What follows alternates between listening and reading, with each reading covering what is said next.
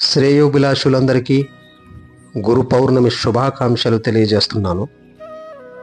గురు పౌర్ణమి అంటే కేవలం ఒక గురువును పూజించే రోజు కాదు, మన జీవితాన్ని సరైన మార్గంలో నడిపించే ప్రతి గురువును గుర్తు చేసుకునే పవిత్రమైన రోజని భావించాలి.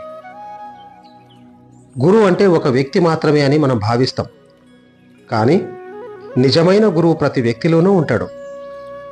మనం ఏదైనా పని ప్రారంభించబోయే ముందు ఇది మంచిదా చెడ్డదా అని మన హృదయంలో నుండి ఒక స్వరం మనకు చెబుతుంది. మంచి వైపు నడిపించే ఆ స్వరమే అంతర్గురువు. బయట ఉన్న గురువు మనకు జ్ఞానాన్ని చూపిస్తే, మనలో ఉన్న అంతర్గురువు మనకు సరైన మార్గాన్ని చూపిస్తాడు.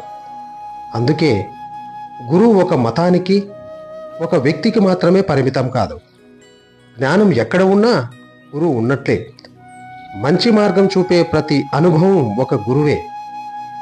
మనలోని అంతర్గురువుకు నమస్కరిస్తూ అందరికీ గురు పౌర్ణమి శుభాకాంక్షలు తెలియజేస్తున్నాను.